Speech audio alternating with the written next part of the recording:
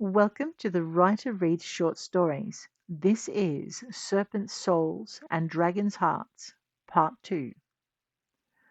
You are not forgotten, save that you are not allies as much as our irresponsible charges. You wound me, Manx said, but there was no real hurt in his tone. He knew what humanity had done, and he'd known the lizardine view of his race before he'd spoken, had been goading Keslek with an old protest. Ever since the humans had refused to leave Aquapearl, the lizardine had regarded them as spoilt children and held them accountable. Felicity had fought the lizardine in the war, spared the lives of their children, and safeguarded a sword carried by their leaders. And she had returned that blade to Mika when he'd asked. Her honesty had spared her race a worse punishment than the reparations they were now making. But it had cost her the ability to live amongst humanity, just as lizardine tinkering had cost her that very same humanity while she was still a child. Mika regarded her now, guessing at her thoughts. There were wrongs on both sides, he said at last, no matter how good the reasons were behind them. And Felicity was content with that. Her parents had settled on Aquapearl before the humans had known sentient life already called it home. The lizardine had killed them and taken her into their care, altering her genetics with nanotechnology until she was part of both races. A bridge, they'd called her. Someone who could walk both worlds and span the gap between them. In truth, she was a weapon, and she'd never let them forget that she knew exactly what she was, or what she thought of what they'd done. It had its compensation, however. Mika adored her, and she him, and without the tampering, their love would not have been possible. Some things were worth being part of two worlds, while not really being part of either. And the serpents, Manx demanded. You haven't really explained them. Felicity looked toward her long-time aide. He had a point, but it was Mika who told him what he wanted to know. Their world had been devastated by the Arak. There were so few of them left they faced extinction as a race. We offered our help, but they wanted no part of it. Realizing Mika meant the lizardine had offered nanotech alterations similar to the ones they'd made on her, Felicity could see why. Her lizardine mate did not meet her eye as he continued. They did not stop hunting until every last Arak had been destroyed, and then they systematically searched each world for more. When over a century passed and no Arak infiltrators had been discovered in any of the known worlds, the Serpentine withdrew, at least as we understand it. By the time that happened, we had already retreated to fight for our own survival. And now? Felicity asked the question that oops, Felicity asked the question that was most pressing. Now, our daughter tells us the Arak have returned, and the Serpentine Brotherhood has emerged to fight it once again. And why is the Serpentine return so important to the Lizardine? Because they extracted from us a pledge that if they needed us, we would answer. So why am I still here? Manx asked. Even though he had travelled with Felicity as her aide after Aquapearl, Manx was also Earth and humanity's representative to the Lizardine. Because the human reparation can be made so much more quickly if they assist in this war. Manx eyed Mika with some doubt. Do we have a choice? And Mika gave him a drop-jawed smile. A little. You might owe us reparation for the war you waged on our world, but we cannot force you to fight our battles for us. It is against the law of the Confederated Worlds. Your people do have a choice as to what aid they give, and we will reduce their debt accordingly. Mika's smile had disappeared as he spoke, and Felicity got the feeling that more rested on the extent of humanity's involvement than she cared to guess.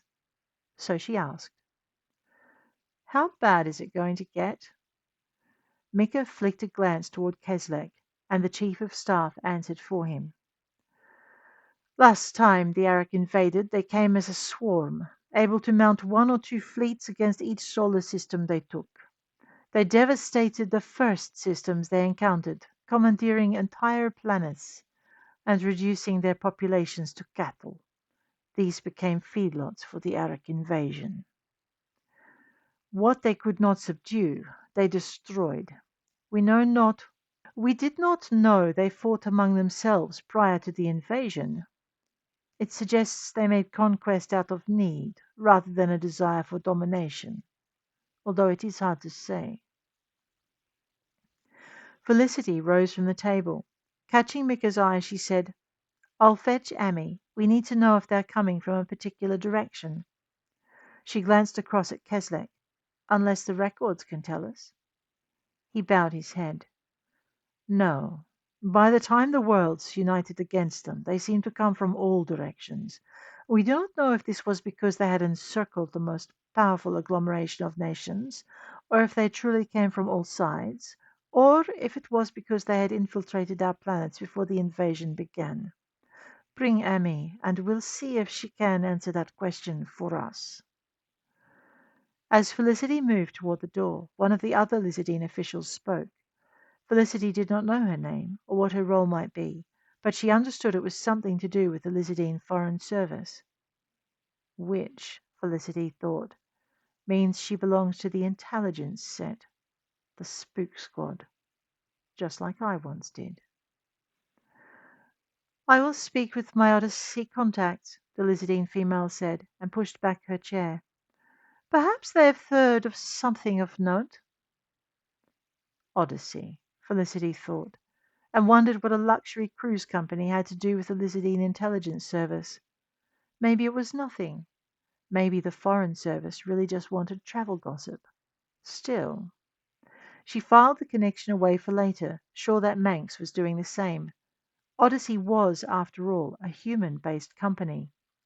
She turned back to the door and stopped, surprised to find it already open, and Amy standing in the hall, looking up at her.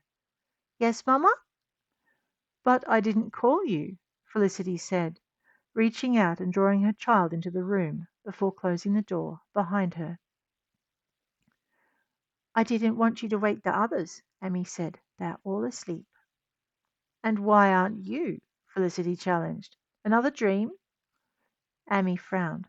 "No, just a feeling." Felicity held out her hand and led Amy over to the table.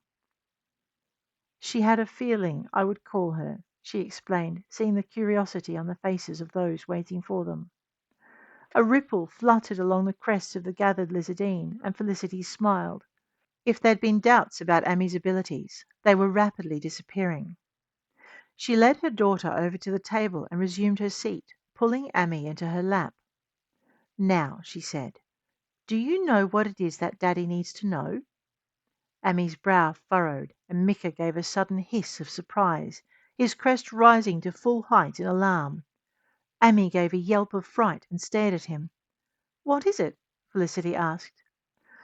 "I think we need to find some instruction on psi etiquette for our daughter," Mika said, lowering his crest. And Amy burst into tears. "What did she do?" Felicity asked. "I looked," Amy whispered, and Felicity glanced down at her. "You what?" "I looked," Amy said. "Inside my head," Mika added, and frowned at the little girl. "Which you should never do without permission." "I didn't know," Amy wailed and hid her face against Felicity's chest. Felicity glared at Mika, well aware her own crest had risen. "It's all right, Amy. Daddy knows you didn't mean it. He's just worried about the Arak and the Serpentine. Do you know which direction they're coming from?" "The many-legged ones. They want to come from all sides." Amy stopped, her face growing pink and her eyes round. "Oh," she said, "I shouldn't have looked." As a showstopper, those 4 words took the prize, and then some. Felicity felt a hand of ice close around her heart. Swallowing down her fear, she looked into Amy's face. "Looked where, sweetheart?" "Will you be mad?" Amy asked, but a flick of her eyes showed whose anger really worried her. Felicity shook her head.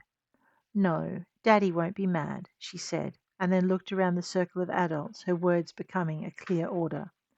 And neither will Daddy's friends. Emmy relaxed. I knew you would ask, she said, a feeling. So I went looking for a mind that knew. Felicity felt the ice creep over the rest of her. So far. The Arak was so far away. How had Emmy... No, Mamma, I just looked. There is a many-legged Arak not far away. He is waiting. She stopped, her eyes wider than before. He has been waiting for such a long time. I think he's lonely. Felicity didn't know what to say, but Manx did. Are you still inside his head? Emmy snapped her gaze to Felicity's advisor. Yes, he is very sneaky. I don't want him to sneak up on me.